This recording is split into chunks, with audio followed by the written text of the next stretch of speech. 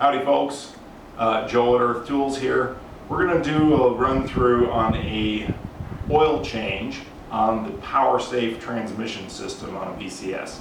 This right here is a BCS 749. This is our demo unit here at Earth Tools. We've been using for about 5 or 6 years now.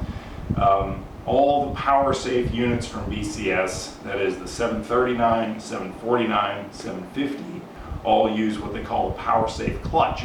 Powersafe clutch is a clutching system that is a hydromechanical clutching system. All the transmission oil in the transmission cycles through that clutch pack, through an oil filter, and that oil in the transmission is essentially the hydraulic oil that drives the hydraulic component of the clutch. So, as a result of that, the oil is doing much more work than it does in a typical dry clutch transmission. Because the oil isn't just lubricating the gears and bearings, it's also being used to drive the clutch, and it's cooling the clutch, so the oil breaks down quicker and needs to be changed more often. In a typical BCS transmission with a dry clutch system, like an 853 or an older 850 or 730 or whatever, you don't need to change the gear oil in the transmission that often. On the Powersafe units, you have to change it every year or every 100 hours, whatever comes first. For commercial users, this might mean changing 2 or 3 times a year.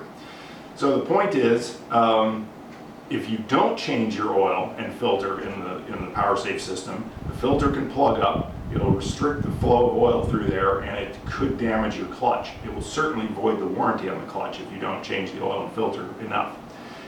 When you buy a new BCS machine with a Powersafe clutch from Earth Tools, we supply a free extra oil filter. These are in various packages, some are, well, it depends on what brand filter we get. The point is, this filter is not a US standard filter. It has to come from a BCS dealer. Whether you get it from us or some other dealer in the future, doesn't matter. Like I say, we give a free one with the tractor because the factory recommends changing the initial break-in oil and filter in 30 hours of use. So somewhere around 25 or 30 hours of use on the brand new tractor, you want to change the oil and filter in the transmission. Now, it's a common misconception that people look down here and they see this oil filter sitting right here and they think, well, that's near the engine. That's an engine oil filter. Let me tell you right now, virtually no BCS machine ever produced has an oil filter on the engine. And if they do have an oil filter on the engine, it's not going to look like this. Well, there is one exception. There were some Briggs Vanguard engines back in the early 90s that actually did have an oil filter on the engine, but that's a long time ago. Any modern BCS machine that has an oil filter visible on it, it's not an engine oil filter. It's a Powersafe clutch filter. And we've had some people screw up. In fact, I talked to a customer recently who changed that filter and changed his engine oil and didn't realize that when he took the filter off, the oil that came out was the transmission oil, not the engine oil. Put engine oil back in it and promptly ruined his clutch because he ran the transmission with no oil in it. So don't make that mistake. Engine oil is one thing, it does not have a filter. The Powersafe transmission and clutch pack does have a filter, and that's it. So first thing we're going to do is we're going to take the implement off the tractor because the drain plug on this thing is kind of up in the front, and the tractor has to be tilted forward in order to run all that oil up to the front and get it out of there. So I'm going to release the quick coupling, kind of jiggle this to get the balance just right so the quick hitch comes apart easily. Set this down.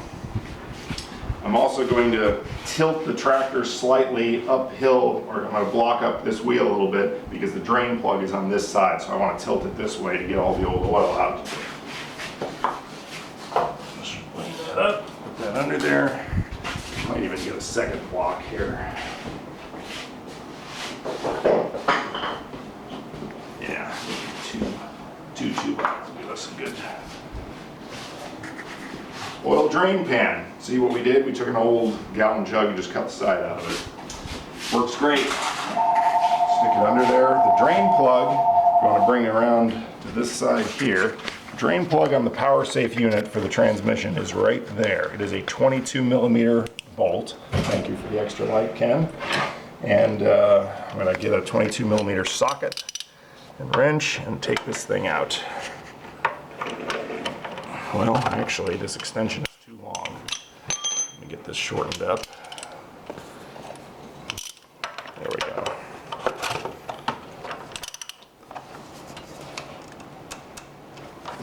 Wow, somebody's put that on there with a breaker bar.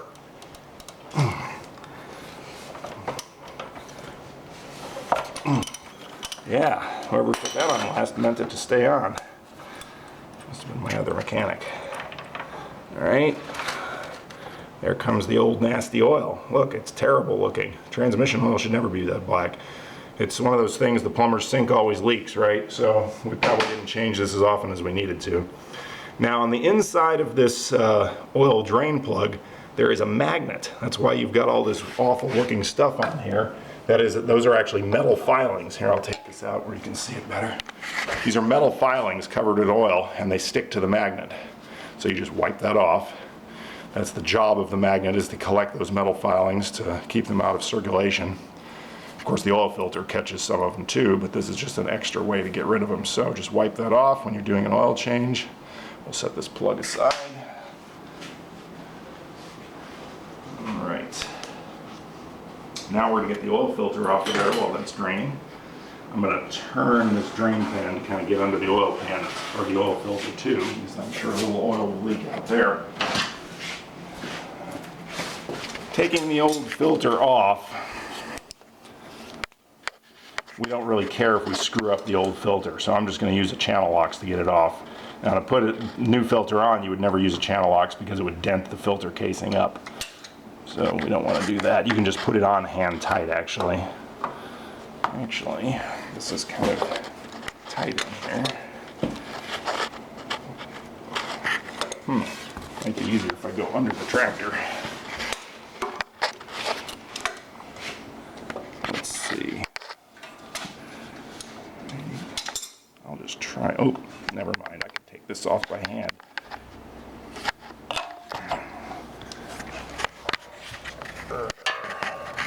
Well, I just tightened it, and now I can't loosen it. That was funny.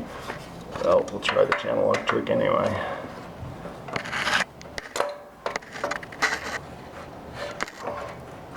There we go. So there she comes.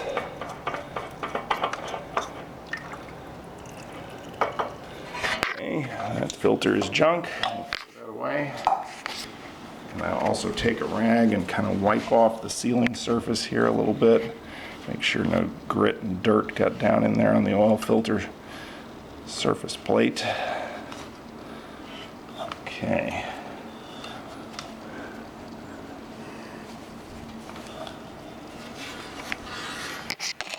A little better there. All right.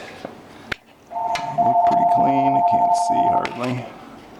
Yeah, that looks nice. All right, so we'll let it drain through a little more. Almost done draining over here. Take our new oil filter, get the plastic off of it here. Not all of them come with plastic on them, but this one did. And here's the kind of oil you want to put in it.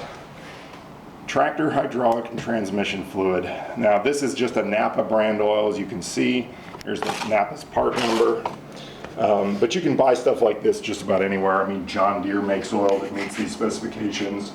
Case, IH, Farm Supply, Valvoline probably makes oil. But what you're looking for is a hydraulic oil that's approved to go in a transmission as well. So hydraulic transmission fluid, some people call it unihydro fluid or tractor transmission fluid. There's a lot of different names for this type of oil, but it meets those two classifications. It works in hydraulic systems and transmissions.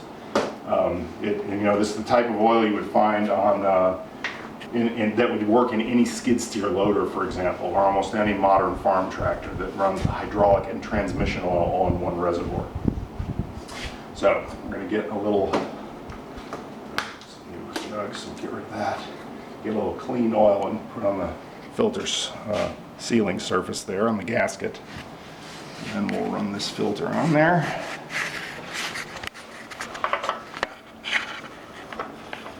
Just like an automotive oil filter, you basically turn it on until it contacts the gasket surface, which is right about there, and then turn it about 3/4 of a turn more until it's hand tight. It's good. You don't need a breaker bar or a channel locks or an oil filter wrench to tighten it up. That does it right there. And we're pretty much finished dripping on this side, so we'll put the oil drain plug back in. Make sure the gasket is in place. You've got this copper gasket on here. It has to be in place. Copper gasket should be good for many oil changes. You don't have to change it every time, but if it ever breaks, of course, you need to change it. And we'll get our 22mm socket wrench. I'm not going to put it as tight as last time. Somebody must have hit it with an impact gun last time. There, just get it nice and snug. Which is a big no-no. Yes, impact wrenches on oil drain plugs is a terrible idea. And then we'll slide this drain pan out from under there.